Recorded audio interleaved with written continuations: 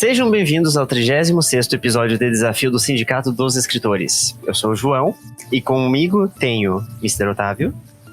Olá. E o jovem Robson, lá das terras gélidas de Portugal. Olá.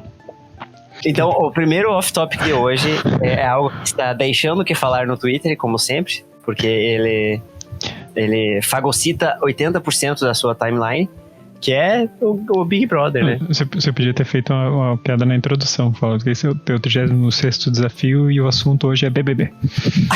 Eu podia. Falha nossa. Mas acontece, né? O tópico de hoje, na verdade, é a prova de que bloquear palavras no Twitter não funciona. Ah, o que funciona é parar de usar o Twitter. Eu tenho parado e exatamente. funciona muito bem pra não... Funciona muito bem. Nossa. Falando então... em bloquear palavras, isso até é meio um meme, porque o pessoal do Tumblr tava reclamando esses dias, essas semanas, que o staff do Tumblr bloqueou muitas palavras, aparentemente assim, aleatórias, de hashtag, essas coisas. Tipo, Mas 5 pessoas que ainda usam o Tumblr reclamaram. O Tumblr ainda tem bastante movimento, por incrível que pareça. E daí é sempre um mar de memes, né, cara? Mas eles bloquearam umas coisas assim que não tem nada... Algumas eu até entendo, tipo MILF, boobs e etc. Mas tem umas coisas assim que não tem nada a ver. Tipo, bloquearam bald, careca, assim. É muito bizarro, Preconceito. Assim, não entendi mesmo. Mas foi engraçado.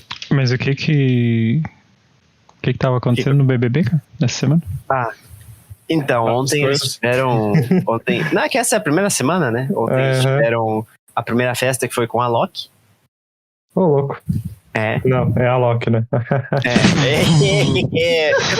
Aqui nós também fazer uma breve propaganda aqui. O Otávio também ele faz oficinas de humor stand-up, tá? Pra quem tiver interesse. Contato nós deixaremos na descrição. Apesar de jovem, o humor já é lá na casa dos 50. É por aí.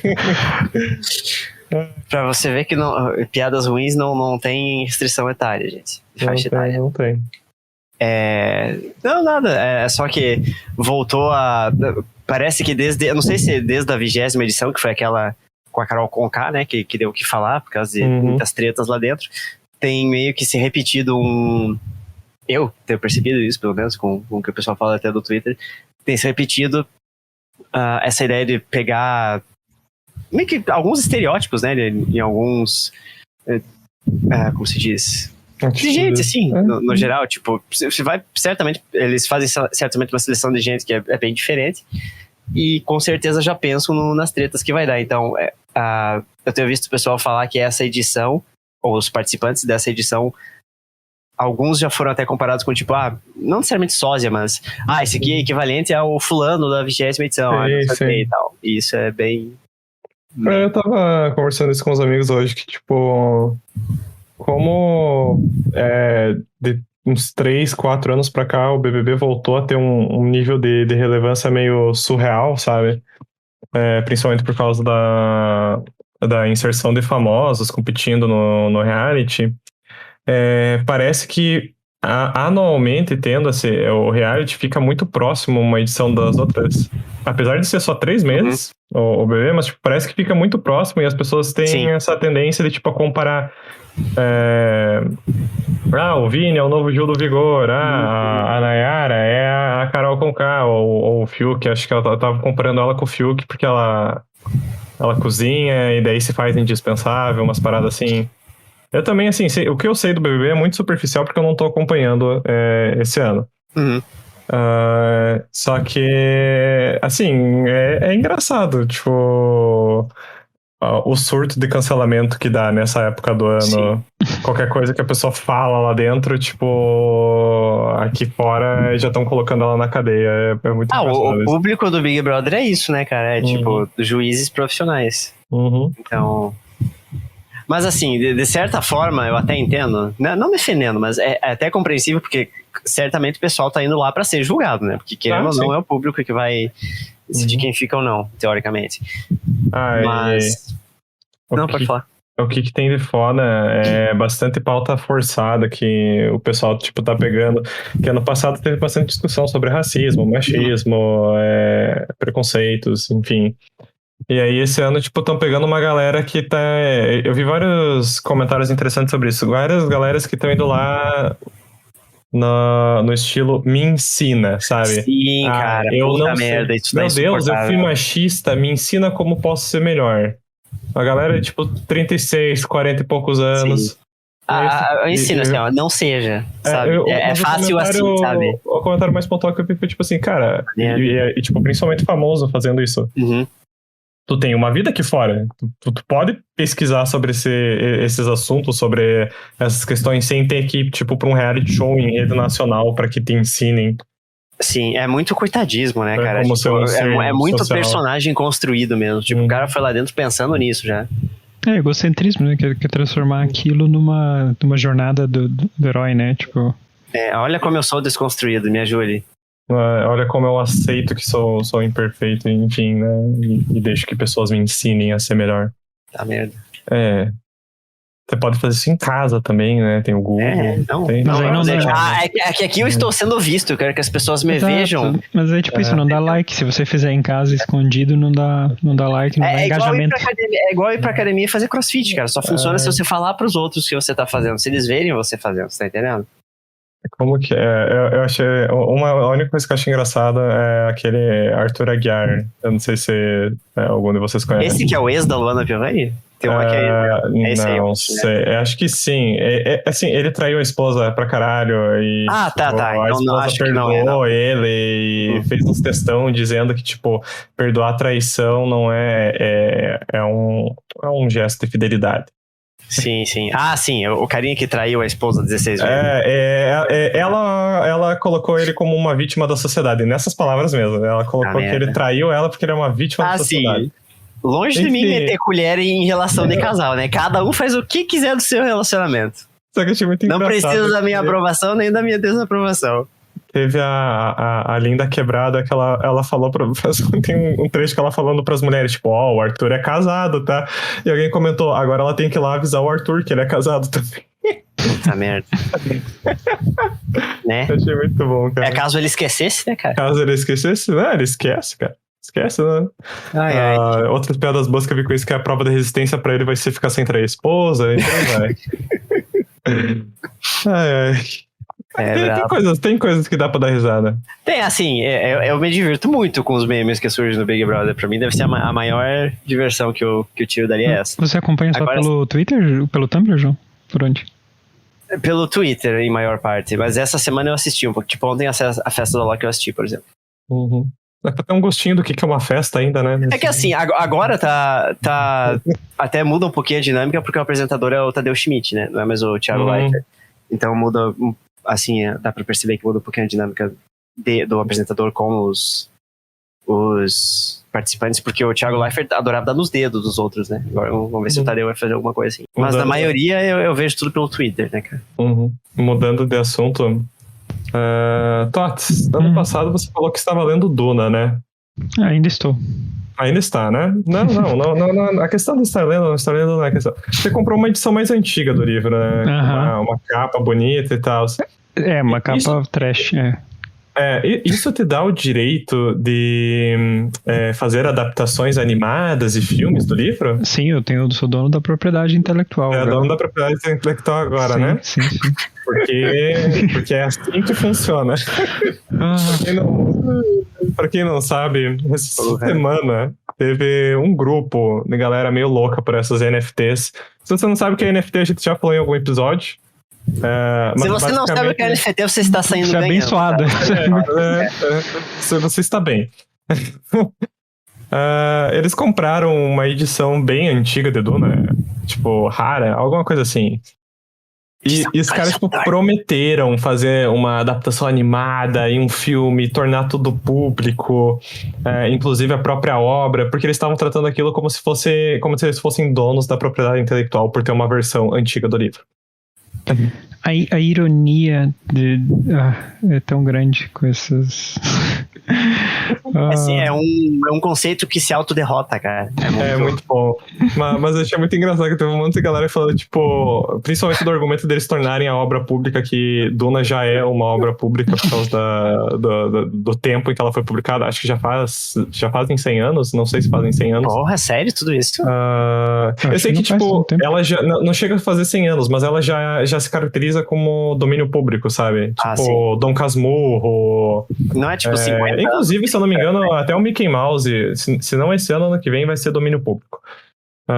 Sim, o Mickey sim, mas o Duna não é nem de longe tão antigo. Se entrou em domínio público foi por outro motivo. É demais. Ele é de 65. Então pode ser que não seja por algum outro motivo. Mas de qualquer forma, é tão engraçado ver essa galera, tipo, se matando pra comprovar que o JPEG deles é valioso, sabe? que o arquivo JPEG deles. Você não tá vendo que eu gastei todas as minhas economias nele? Ele é valioso, Otávio. Mas o mais engraçado que teve dessa semana foi um cara que agora tem o argumento das NFTs vão revolucionar o mundo dos videogames, dos videojogos, né? Mas o mais engraçado foi alguém comentando: imagine você comprar o chapéu do Mario. Nossa, a voz do Mario também. E daí você pode colocar o chapéu do Mario no Fortnite, ou no Call of Duty, ou no CS, porque ele é seu. E assim, não é bem assim que desenvolvimento de jogo funciona. E códigos no geral, assim, é muito engraçado ver os argumentos da galera. Sim, esse argumento de usar NFT para ter itens entre vários jogos é a coisa mais estúpida que eu já vi, esse argumento. Porque, tipo, o NFT não faz nada que já não exista para solucionar esse problema. E isso ainda vai continuar com o mesmo problema, que é dar trabalho pra fazer. Se quer colocar em vários jogos o mesmo item, vai dar trabalho pra caralho.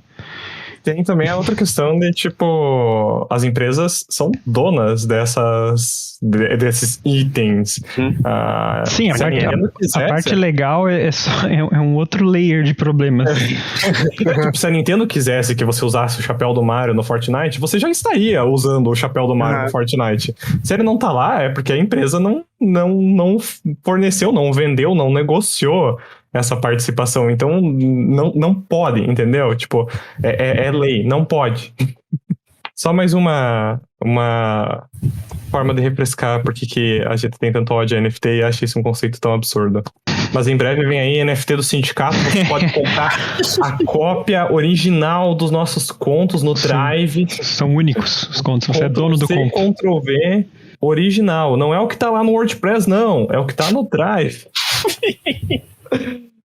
Nas lojas mais próximas da sua casa.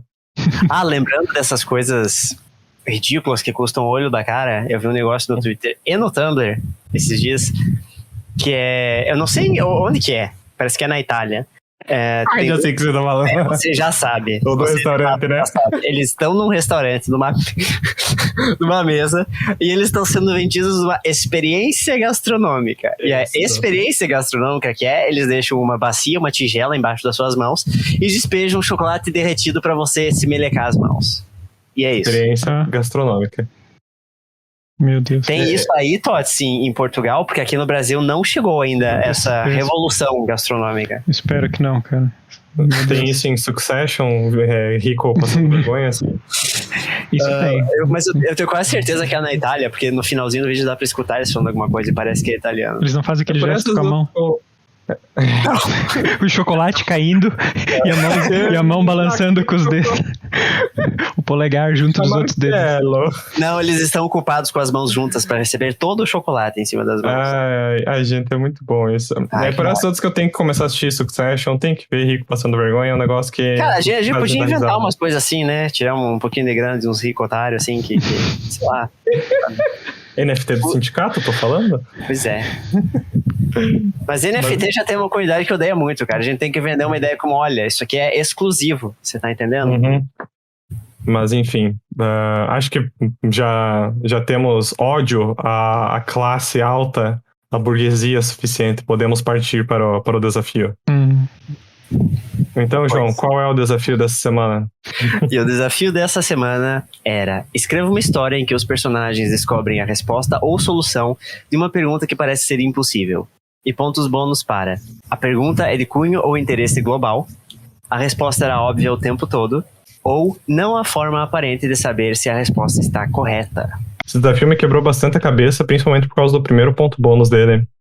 A pergunta de cunho e interesse global. Não sei porque eu fiquei fixado nesse ponto bônus e não consegui... Ué, porque é de cunho ou interesse global. E aí eu não conseguia ficar pensando, cara, tipo, o que vou fazer e tal. Foi quando eu me desprendi desse ponto bônus que eu consegui escrever alguma coisa.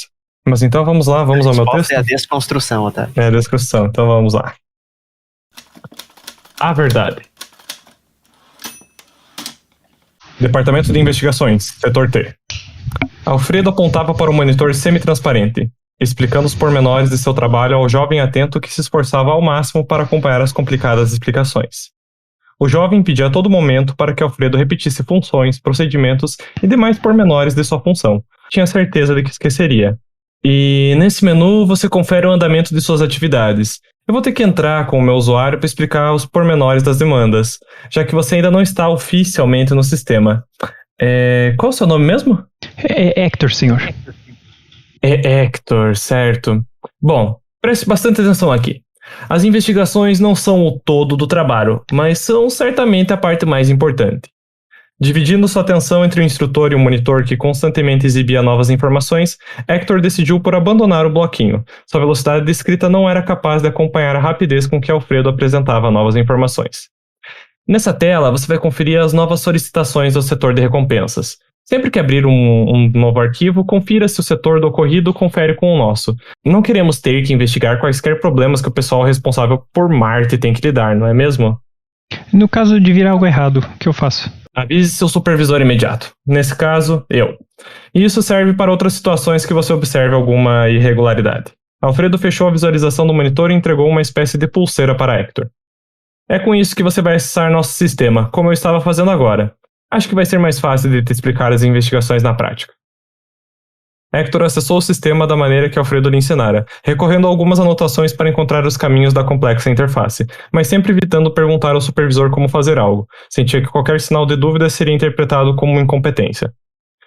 Muito bem, estamos de volta à lista de investigações. Abra aquela última que chegou. ID 062-018-1540. Pela descrição do arquivo, acho que vai ser fácil de resolver. O monitor apresentava uma ficha técnica detalhada, com fotos, nomes, locais e datas. Hector prontamente verificou o setor destinado. É para o setor T, então está tudo certo. Muito bem, agora vamos ver do que se trata. Tentativa de assassinato falha, o caçador atingiu o alvo em uma multidão, mas pelo que tudo indica, o golpe foi ineficaz em eliminar o alvo. Parece erro de principiante. Agora, meu caro Hector, sabe dizer por que recebemos esse caso? Porque o caçador não foi bem sucedido em eliminar o alvo? Seria bom dar uma olhada no relatório antes de tirar conclusões. Caçadores de recompensa perdem a chance de eliminar alvos todos os dias. Se penalizássemos cada um deles por esse tipo de erro, esse sistema todo colapsava. Me diga o que sabe sobre os caçadores. Só o que eu estudei na academia e o que dizem no noticiário. Então você vai ter lição de casa. Comece pelo Manual de Boas Práticas dos Caçadores. Essa é uma leitura indispensável se quiser ficar no cargo. Mas vou te adiantar algumas coisas simples. Puxe já esse bloquinho. Hector obedeceu sem hesitar, rabiscando nervosamente enquanto Alfredo lhe repassava as novas explicações. Quando chega um novo pedido, nossos caçadores são equipados com o equipamento necessário. Em alguns casos, até os que os nossos clientes solicitam. Pelo que consta no arquivo, o solicitante exigiu o uso de uma arma branca para eliminação. E por que ele exigiria uma coisa dessa? Não é nosso papel questionar as ordens solicitantes, apenas executar. Como pode observar, esse era um pedido de eliminação com data e local indicados. Portanto, o agente recebeu um dispositivo de viagem rápida para poder viajar para a data indicada. E é aí que está o motivo da nossa investigação. Alfredo ampliou uma seção do arquivo intitulada Situação Final, onde lia-se: o agente foi capturado pelas autoridades locais, quebrando seu dispositivo no processo de captura.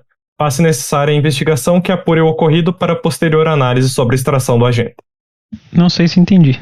Esse agente quebrou um dispositivo extremamente valioso. Afinal de contas, ele estava sendo capturado por autoridades locais e não poderia arriscar comprometer nossa preciosa instituição. Portanto, o que nos pedem é averiguar a veracidade do relato, para que o departamento de RH possa decidir se esse é um agente que deve ou não ser resgatado. Entenda, nós podemos simplesmente teleportá-lo para cá a qualquer momento, mas vou deixar que você analise o resto do arquivo por conta para entender onde está o problema. Hector encerrou a visualização do sistema como vira Alfredo fazer antes, pronto para iniciar sua investigação. Antes de partir para sua sala, Hector fez uma última pergunta. O que exatamente devo procurar aqui, Sr. Alfredo? A verdade. Seja lá qual ela for. Entendido, senhor. Hector caminhava apressadamente, ansioso por chegar ao fim do corredor, na sala de seu supervisor Alfredo. Sabia por que estava sendo chamado, e isso o fazia suar frio. Feche a porta, Alfredo ordenou assim que viu Hector se aproximar. Sente-se e abra o sistema. Hector obedeceu em silêncio, e antes mesmo que Alfredo lhe desse qualquer nova ordem, abriu uma ficha no sistema. Então já sabe do que nossa conversa se trata. Muito bem. Então deixemos as formalidades e discursos sobre o funcionamento da instituição de lado. Me conte, o que o levou a esse relatório final sobre o caso 0620181540? Eu não sei o que dizer, senhor. Tudo que eu sei é o que consta no relatório final. O que está no relatório final sugere que há um agente infiltrado sabotando nossas operações. E isso é uma acusação gravíssima para que eu possa simplesmente dar esse relatório como aceito. Sabe por que escolhi esse como seu primeiro caso, Hector? Porque era um caso de rotina, averiguar a veracidade dos ocorridos e relatar tudo o que estava certo no final. No entanto, não vejo nenhuma dessas sentenças no seu relatório. Senhor, pode parecer loucura, mas tem explicações. O que registrei nada mais é do que a verdade. A verdade? Então me conte, Hector. Como chegou nessa verdade? Certo. O pedido solicitava a eliminação de um importante líder político. Na verdade, a eliminação seria antes do alvo se tornar uma figura política de relevância. O agente Adélio atendeu a solicitação dentro dos conformes. Eliminação com arma branca. Era um pedido complicado e de difícil execução, visto que exigia um local e hora onde em minhas pesquisas uma espécie de comício estaria ocorrendo, ou seja, muitas testemunhas. No entanto, o agente poderia facilmente evadir do local com um dispositivo de teletransporte. No entanto, o agente escolheu por quebrar o dispositivo. Exatamente. E isso é o que eu achei mais estranho disso tudo. Ele tinha meios de esconder o dispositivo e poderia utilizá-lo após a captura, mas escolheu por destruí-lo. Um agente inexperiente e nervoso, simples assim. Um agente inexperiente não atenderia uma solicitação dessas. Eu verifiquei o histórico do agente Adélio. Muitos assassinatos impressionantes e até mais arriscados do que esse em questão. Resolvi pesquisar um pouco mais sobre o que ocorreu após a tentativa falha de assassinato e aparentemente essa figura política ascendeu para o cargo de presidente, levando o país ao caos completo nos anos seguintes. O que acontece quando um pedido de assassinato não é bem sucedido? Sim, o resultado dos assassinatos não deve importar para a instituição. Mas o que me deixou com a pulga atrás da orelha foi de nunca mais ter surgido algum pedido para esse alvo. Puxei seu nome no sistema e essa foi a única solicitação para sua eliminação. Como foi um fracasso e resultou na ascensão política do alvo, eu não vejo motivos para que o solicitante realizasse um novo pedido. Hector, solicitantes mudam de ideia. Você não pode me dizer que toda essa teoria tem como base o fato de ninguém mais pedir que esse homenzinho fosse morto. Pode ser que tenham se arrependido ou achado outra forma de atingi-lo sem eliminá-lo. Foi o que eu pensei, mas algo ainda me incomodava. A forma como tudo aconteceu. Eu chequei as filmagens, a repercussão.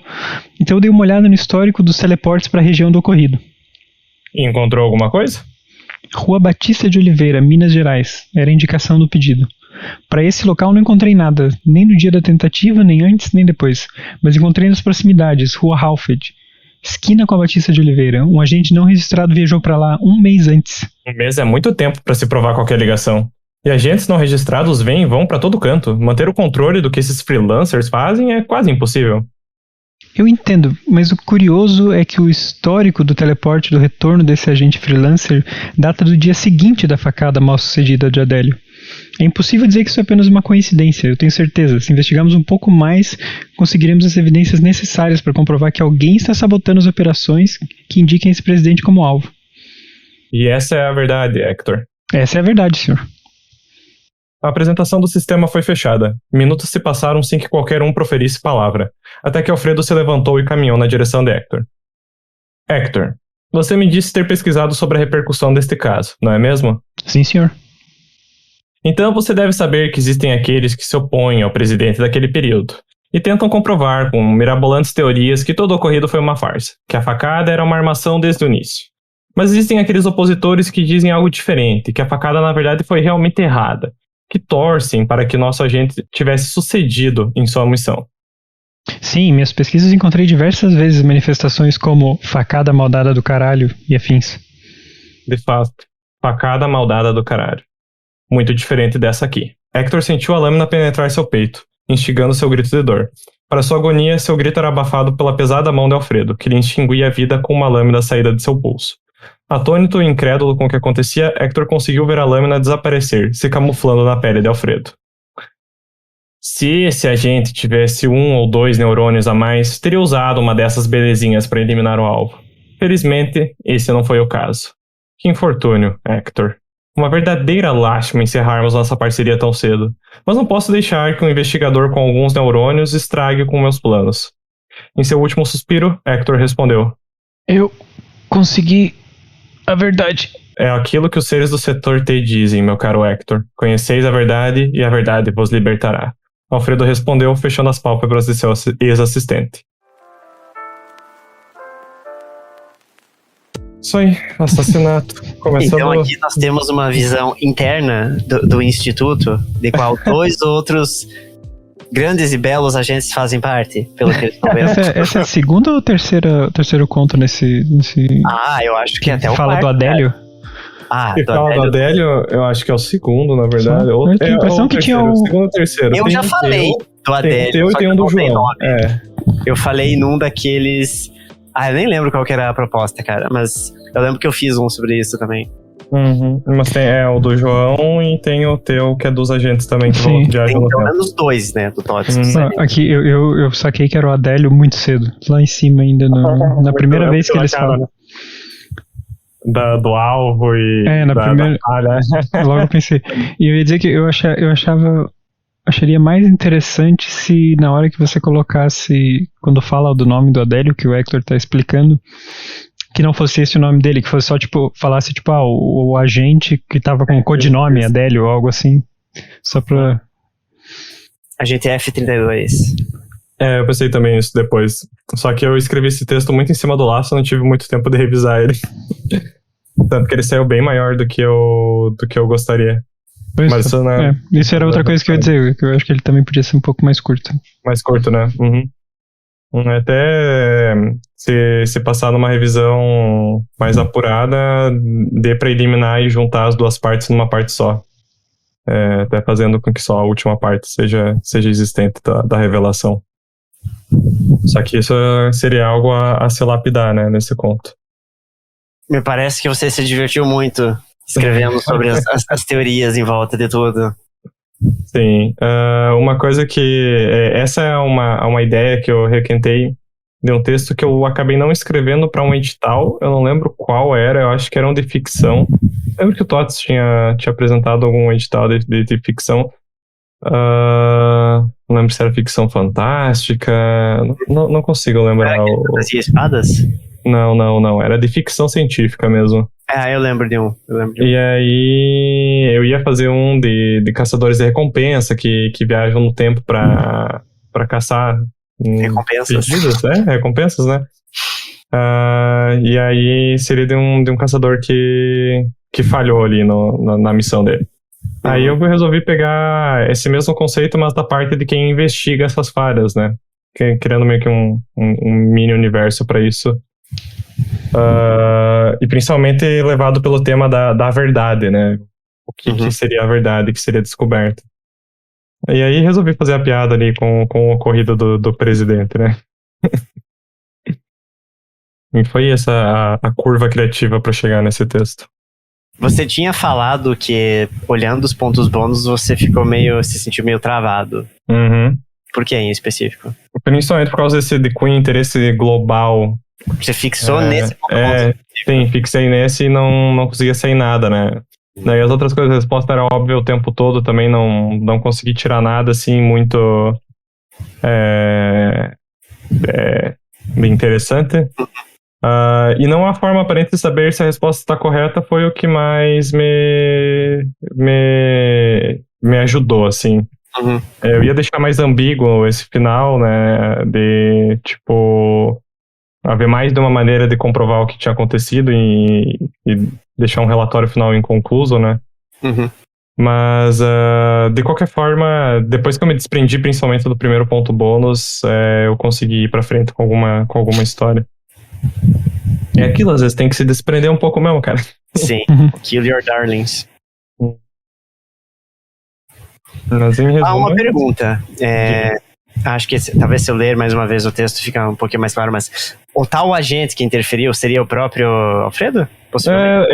Ou é ele ou ele tá envolvido. Entendeu? Ou amando Como se fosse dele, uma né? conspiração maior, né? Uhum. Eu quis trabalhar mais a ideia de ter uma conspiração por dentro da instituição, né? O que eu mais gostei foi terminar com conhecereis a verdade vos libertará. Eu achei uma amarração muito boa para o texto. A ironia dessa frase, pro quão deturpada ela tem sido nos últimos 4 anos. Eu não dou 10 ali porque faltou colocar em latim, tá? Mas na metade do texto eu já tinha. Comecei o texto sem saber muito bem como ia terminar, né? Que tinha aquela ideia de deixar mais ambíguo, né? Os dois caras investigarem, talvez. Mas na metade do texto eu resolvi encerrar. Eu tinha certeza que essa frase tinha que se fazer presente nesse texto. Sim. Pra amarrar bem, como o Tots falou, amarrar a ironia, né? Tipo, é uma frase. Eu não lembro. É latim ou é bíblica? Eu não consigo lembrar. Qual? Essa frase, conhecer essa verdade. Essa é latim. Eu achei que era da Bíblia. Eu lembrava de ser da Bíblia. Não sei se pronuncia, mas... Deixa eu ver aqui rapidinho, só pra não... Quem falou essa frase? Quem falou essa frase? João 8,32. Não, viu? É um versículo da Bíblia. Aí o nome do próximo desse episódio vai ser João 8,32. Muito bom, eu vou Conhecereis o sindicato e o sindicato vos libertará. Vos libertará. Eu tenho mais uma pergunta sobre o teu texto. Eu queria saber se quando você escreveu ele, você pensou na ideia da história e tal, se você já tinha feito alguma associação com aqueles outros contos que a gente brincava em volta da tentativa de assassinato, ou falava de alguma, como é que se diz? De algum viajante do tempo, alguma teoria da conspiração. Na verdade, cara, o conto que mais me inspirou pra esse foi o primeiro conto do Tots que a gente gravou, que é o do Juscelino Kubitschek. Que eu fiquei pensando nessa ideia de procurar uma ideia muito parecida com o que o Tots tinha escrito. Alguém que é facilmente identificável em várias fotos ao longo dos anos. Nossa, acho que aquele da teoria da conspiração em volta do Juscelino é um dos meus episódios favoritos, cara. É muito divertido. Foi o primeiro? Pois é. Primeiro, é isso aí. Começou bem. E aí eu fui pegando dessa ideia para consolidar melhor os caçadores de recompensa, viajar em diferentes tempos, setores, enfim. Mas não tinha a pretensão de fazer uma continuação. Apesar de ficar muito parecida com a temática, ela não envolve nenhuma ideia dos caçadores de recompensa João e Otávio. Deve ser porque foi um ocorrido de interesse universal através do multiverso. Através do multiverso, né? Isso daí ela atravessa as histórias do Tots.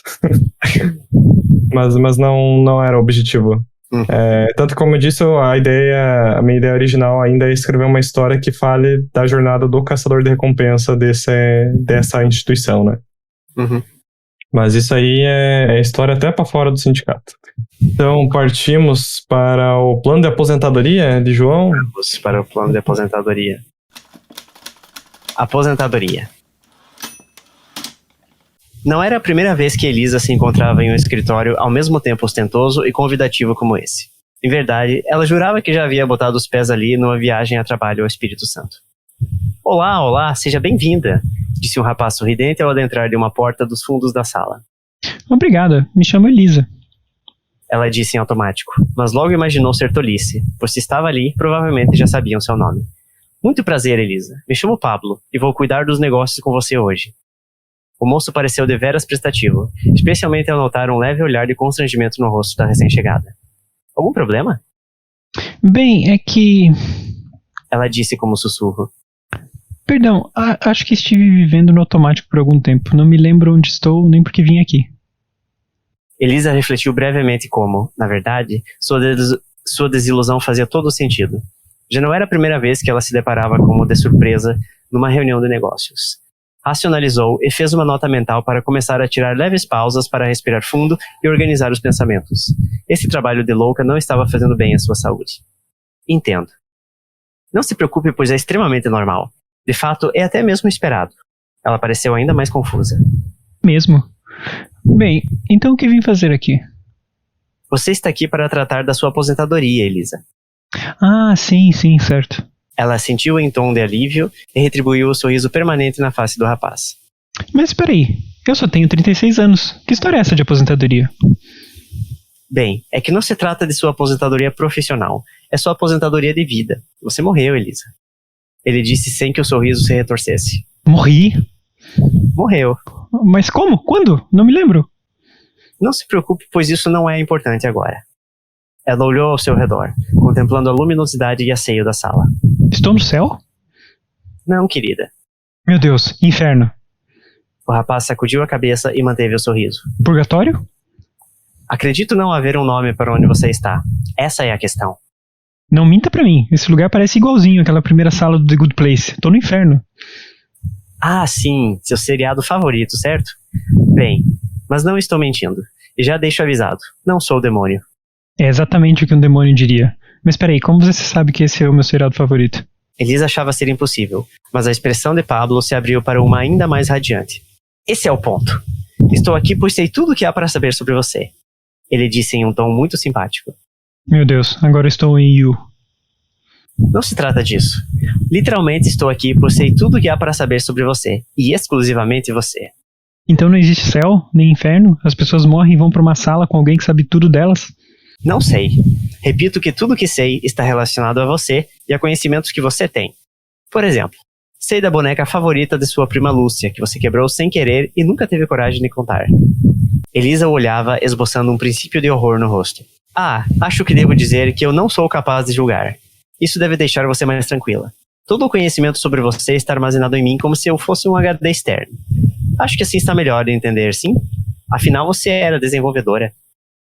Mas então isso aqui quer dizer que não existe Deus, ou reencarnação, ou seja o que for. O que eu faço aqui agora? Isso depende exclusivamente de você. Estou aqui apenas para guiar.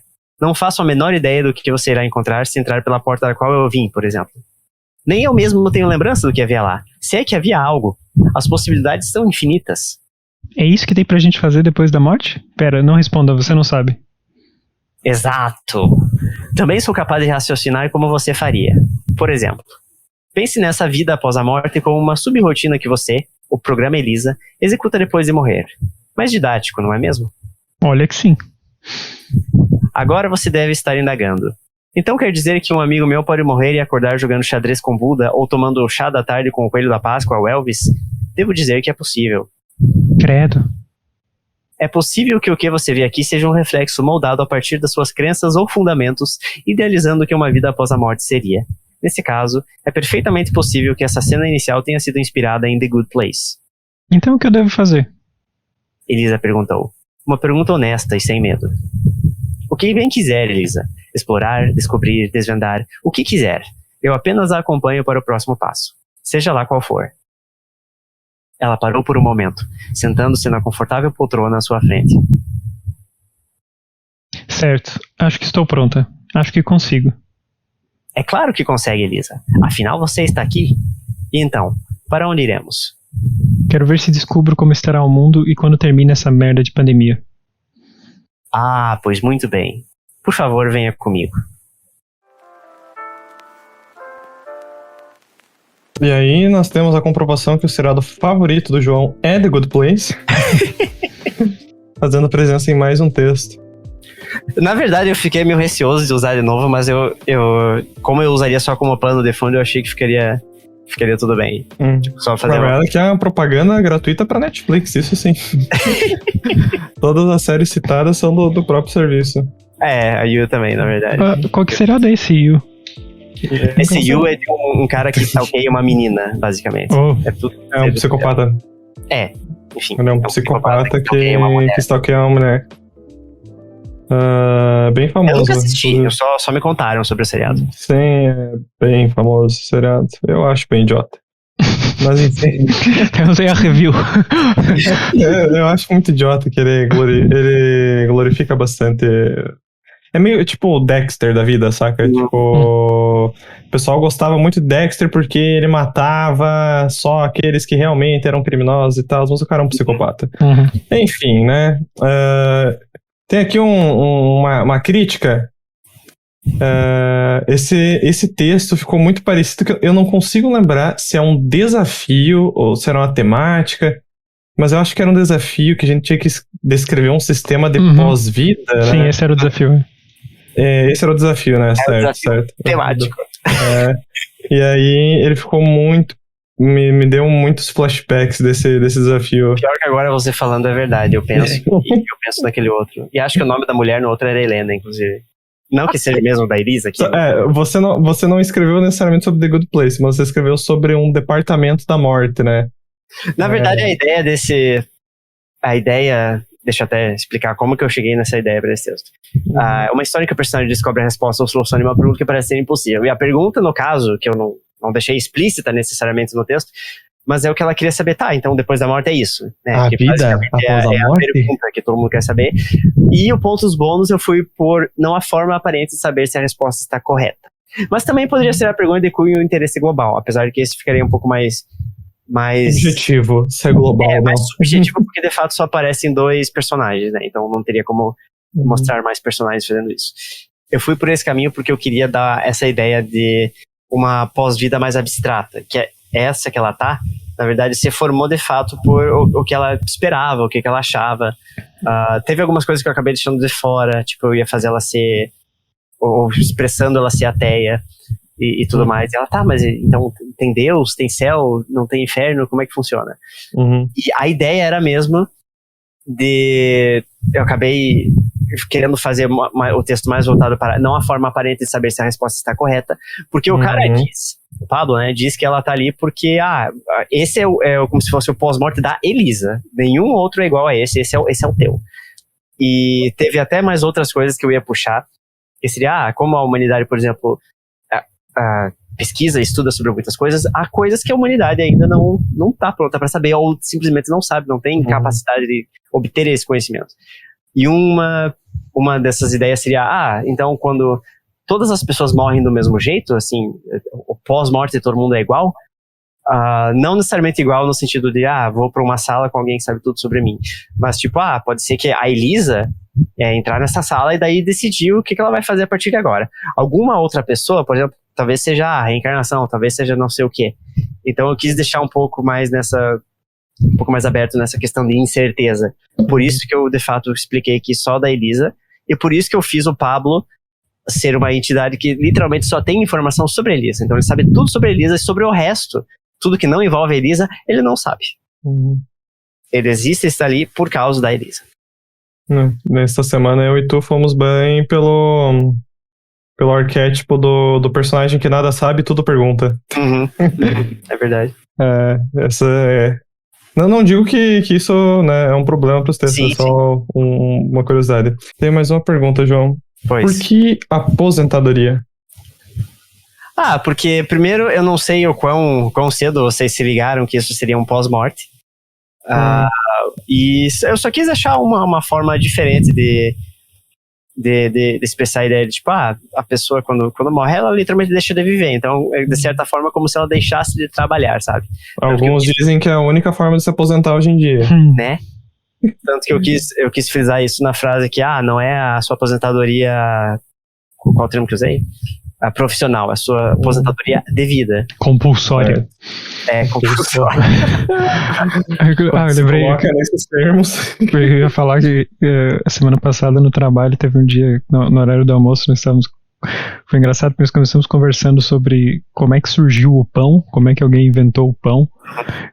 E no final a conversa estava em vida após a morte, o que existe depois da morte e o que existe depois do universo, a infinitude do universo. E foi muito engraçado ver um dos guris que acabou de entrar. Ele tava, tipo, literalmente flipando com a ideia de não existir. E, tipo, não, mas não é possível. O que acontece depois? E eu tava falando, tipo, mas a gente sabe, você lembra de antes de você nascer? Dele, não. Então, é isso aí. Dele, não pode ser. Tava muito engraçado. Conversa de programadores, né, bicho? De volta ao vácuo, né, cara? Não eram só programadores. Eu tô usando. Então você é uma pessoa que almoça no trabalho, Toto? Almoço assim, não dá pra não almoçar, né, cara? Eu fico com fome. Não. No ambiente de trabalho mesmo, no caso. Como assim, no ambiente Não de vem trabalho? pra casa no horário do almoço. Ah, não tem condição. Se eu vim pra casa, eu tenho que almoçar em 5 minutos. Ah, tá. Não, eu só tô achei a trivia. Um micro-ondazinho lá, esquenta, tem que fazer a marmitinha, né? Levar a marmitinha. Sim, exatamente.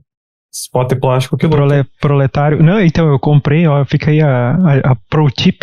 Comprei um pote de metal que é sucesso. Ele é de metal e ele tem uma tampa de plástico que veda e tapa bem. E é desses esquema que não dá câncer. Pode esquentar à vontade e tal. Sou marmiteiro profissional agora.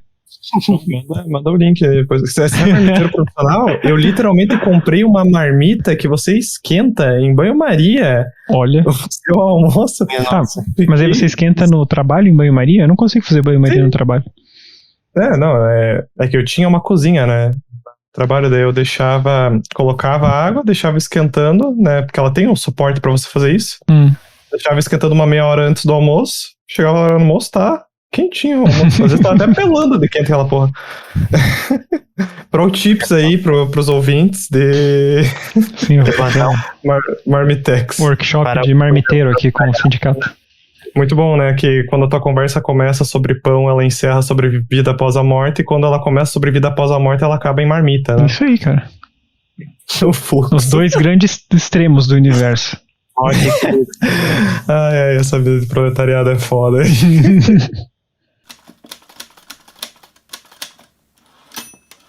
Michael estava debruçado sobre o assoalho de madeira, os braços esticados para frente sobre o campo improvisado, onde os times de botão do Internacional e do Palmeiras travavam uma batalha gloriosa. Tinha a porta do quarto fechada, então nem ouviu o telefone tocar, mas ouviu muito bem quando a mãe abriu de supetão a porta do quarto e perguntou se ele era surdo, e que tinha telefone para ele e que era o filho do oculista de novo. Antes de se levantar, Michael anotou a lápis no caderno o placar parcial do jogo. Precisava terminar depois, era a semifinal do campeonato. Caminhou molenga até a sala, raspando as mãos pelas paredes de madeira fina e áspera que dividiam a casa. Viu que o jornal já tinha acabado e os pais assistiam agora a novela, que por algum motivo tinha mulheres se fazendo passar por indianas e um homem com sobrancelhas enormes. Pegou o telefone e saiu pela porta da sala. Sentou no degrau gelado e fechou a porta atrás de si. Não queria os pais ouvindo a sua conversa, já era o suficiente que a mãe fuçava em todos os seus cadernos e bolsos da mochila. Fala, Riva! Michael podia ouvir a respiração ofegante do amigo do outro lado da linha. Cara, descobri. Oi? Se a Ana gosta de ti. Michael baixou a voz. Como assim? Você perguntou pra ela? Não, né? Pra Patrícia, então? Também não. Então? São várias coisas. Tipo o quê? A Tayane disse que ouviu a Patrícia contar pra Luana que a Ana gosta de alguém da nossa sala. Sim, isso tu me disse semana passada. Mas pode ser o Marcelo, que é a paixão de todas as meninas da nossa sala e até algumas da 8ª série. Aí que tá. Não é o Marcelo. Eu falei com o Thomas, que joga futsal com o Marcelo, e ele me disse que o Marcelo é afim da Carol, e ela dele. Uma pequena chama de esperança se acendeu no peito de Michael, mas ele rapidamente a abafou. Ok, então só sobraram uns 10 caras. Calma. Hoje eu fiquei atrás dela na fila da cantina e sabe qual música ela tava ouvindo no Walkman dela? Qual? Is This Love, do Whitesnake. E daí? Como assim, e daí? Quem foi com uma camiseta do Whitesnake na festa da Carol sábado passado? Você, né? Bastante gente gosta de Whitesnake. E ela perguntou se você ia na festa junina. Sério? Mas usou meu nome? Mais ou menos. Como assim, Riva? Bom, ela tava junto com a Tati, que fez aula de teclado comigo. Daí eu perguntei pra elas se elas iam na festa junina, né? E elas disseram que sim. E daí a Ana perguntou, o teu amigo também vai? Michael suspirou e balançou a cabeça. Cara, ela mal sabe que eu existo. Sabe sim, eu tenho provas. Tipo, claro que sabe, a gente tá na mesma sala e... Michael, escuta. Fala. Hoje, quando eu vi ela na fila da cantina, ela tava segurando uns livros. E um deles era Aventura no Império do Sol. Ah, tem bom gosto pra livro. Esse é o teu argumento? Quanto tempo faz que tu leu esse livro? Putz, sei lá, um mês talvez. Eu fui na biblioteca perguntar porque fiquei desconfiado. E descobri que só tinha uma cópia. Você foi a última pessoa que pegou o livro antes dela. Ok. Então eu comecei a olhar o cartãozinho de todos os livros que você leu nos últimos tempos, né? Um Cadáver Over Rádio, Garra de Campeão, A Turma da Rua 15, e em todos eles o nome dela tá lá, logo embaixo do teu. Juro por Deus, até no O Feijão e o Sonho. Nossa, esse é ruim. Sou ou não sou um Sherlock Holmes? Acredita agora? Cara, talvez. Não, mas não dá pra saber. Ok, mas eu tenho uma ideia de como podemos descobrir de uma vez por todas. Tô ouvindo. Tá, vai ser na festa junina. Aham. É infalível. Fala logo antes que minha mãe mande eu desligar o telefone. Você vai mandar um bilhetinho pro Correio Elegante. Tá aí, João, Sherlock Holmes. Sherlock Holmes. Esse começo de texto aqui, falando a mesma coisa que falei pro João, parece muito com outro conto do Tosse. Sim, eu também lembrei disso. Eu acho que todo mundo fez. Se você pegar todos os textos, todos teve uns eles fizeram referência ou pegaram alguma coisa de textos passados. Uhum. Eu acho que se calhar é o terceiro que eu começo com, que eu coloco futebol de botão. Aí eu queria aqui colocar um pouco a idade pra mostrar que ele ainda era novinho, assim, tipo. Ainda é jovem o suficiente pra brincar com futebol de botão, mas já tá começando a se interessar por menina. Certo. E tem o Walkman, né? O Walkman daí data a época, né? Mas o futebol de botão é mais sobre a idade dele. Eu até, em uma parte específica do diálogo, quando ele fala Sherlock Holmes, me deu uma impressão de ser algo muito recente, uma piada muito recente pra botar. Talvez. Que Sherlock Holmes é algo de, tipo, sei lá, uns 5 anos atrás, algo do tipo. Eu nem sei de onde surgiu o Sherlock Holmes, eu só acho engraçado. É só hora, né? mas que meio que tá contraposto. Você usou ali os livros da Coleção Vagalume, né? Uhum. Tá. Eu não li eles, mas ficou muito claro pelos títulos. É muito mas da época que eu tava na escola. E o Senhor, Otávio? Hã? Você já leu O Feijão e o Senhor? O Senhor não. Como fica fora do corte, pra quem não sabe, na primeira leitura do João, pra quem não sabe, todo mundo vai saber. O João. Isso vocês terão acesso quando vocês assinarem o nosso Patreon, tá? Sim. É verdade. Vocês vão ter acesso aos bumpers. Mas é ruim então esse Feijão e o Sonho, Tots? Cara, esse livro, o Feijão, eu não lembro praticamente nada. O que eu lembro desse livro é que menciona Capinzal. Em algum momento um personagem passa por Capinzal. Sério? Sim. Que bizonho. Pode ser Capinzal do Norte. Tipo, tem uma coisa com uma árvore que começa a dar nota de dinheiro. E eu não lembro se o personagem passa ou se ele mora. Tem Capinzal no livro. Tem que procurar. Eu só tenho uma crítica a esse texto. Só uma? Pois. Ele acaba quando ele começa. Ele acaba no ápice dele. Ele acaba na hora que fica aquele gostinho de tá, e a parte 2? E a segunda temporada, cadê? E o desfecho, exatamente. Pois é, eu a princípio não sabia exatamente como terminar. A primeira coisa que eu tinha pensado era, tipo, o personagem, tipo, 10 anos depois, tipo, acorda um dia no meio da noite e daí ele lembra disso. Uhum. E daí ele acha que ele finalmente entendeu, que ele teve a resposta. Tipo, ele nunca soube. E daí ele se toca, assim, 10 anos depois ou algo assim. Mas aí... Acorda do lado dela e descobriu a resposta 10 anos depois. Mas enfim, acabou ficando... Uhum. Mas eu gostei. Fanqueiros aí o resto da história, Otávio. Eu gosto dessa dinâmica que tu faz, principalmente nessas histórias de época. De época. Tipo, mostrando o personagem falando no telefone, falando escondido. E até esse daqui também era um forte candidato ao episódio de fofocas, né? A Patrícia, a prima do Flávio, falou pra Ana. É muito engraçado. Essa parte dos diálogos é muito engraçado. E também gosto de como tu coloca nesses textos o lado mais fofoqueiro desses guri, assim. Afinal, é um, como se diz? É um assunto de interesse mútuo, né? Sim. Interesse cunho global. Cunho global, Na primeira vez que eu tinha escrito, tinha um erro de digitação que não tinha sido pego pelo pelo corretor, que foi engraçado, que depois eu dei uma passada e vi que era na parte que ele tá indo pra sala, cadê? Aqui, caminhou molenga até a sala, raspando as mãos pelas paredes de madeira fina e áspera. E tava escrito, caminhou molenga até a sala, raspando a mãe pelas paredes de madeira fina e áspera. Nossa senhora, o negócio escalonou rápido. Quando eu li aquilo, eu ri muito, porque tipo, virou um texto de horror. Tipo, a mãe veio, gritou com ele na porta do quarto, tá ligado? Ele voltou arrastando a cara dela pela parede e chegou até na sala onde o pai tá assistindo a novela. Ele larga o corpo da mãe.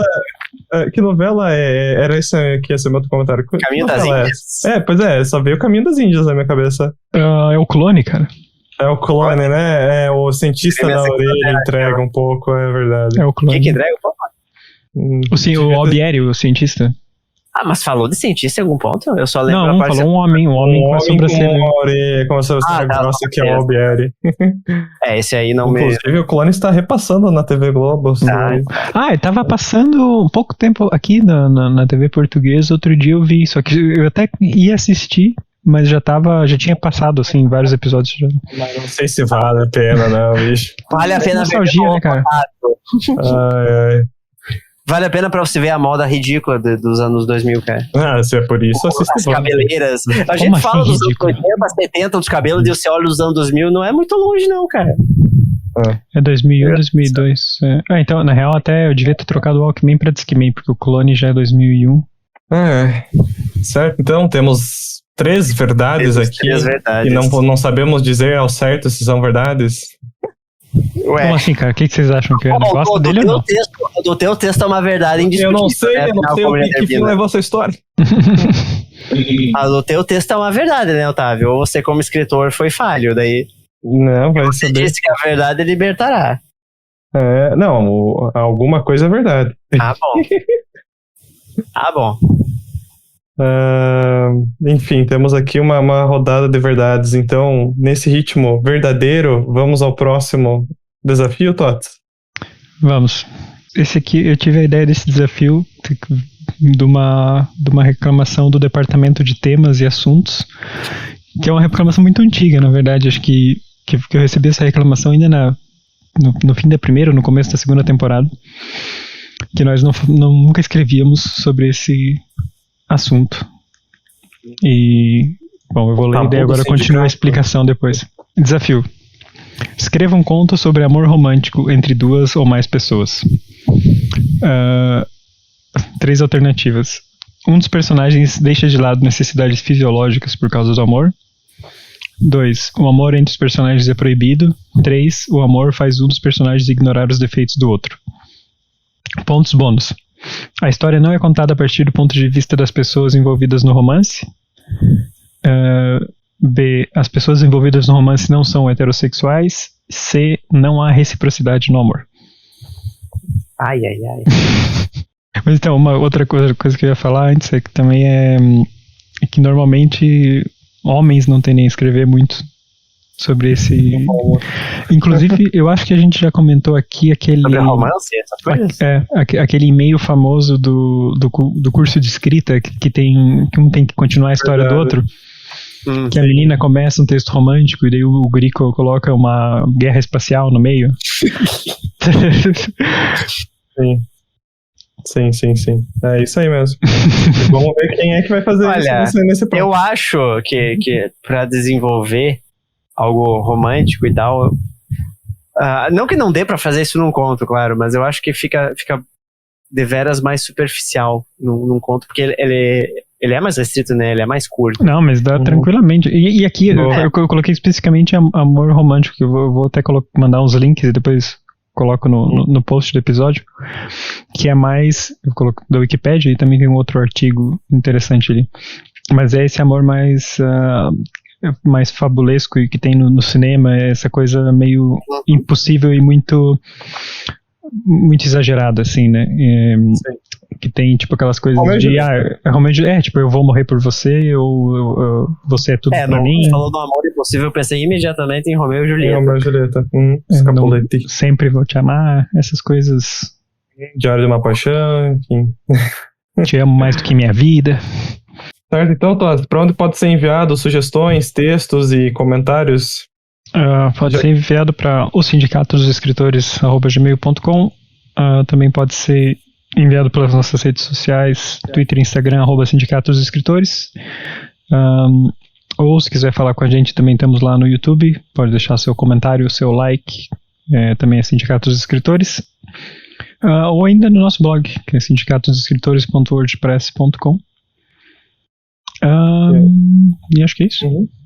Por enquanto é isso, né? Daqui a pouco a gente acha mais, sei lá, TikTok, com certeza.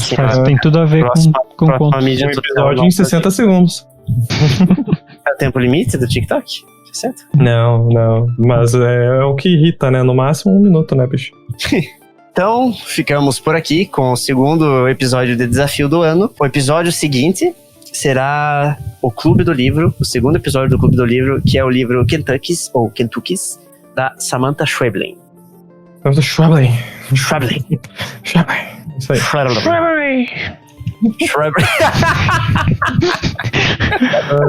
Essa é uma boa deixa pra dar tchau. Tchau, pessoal. Tchau.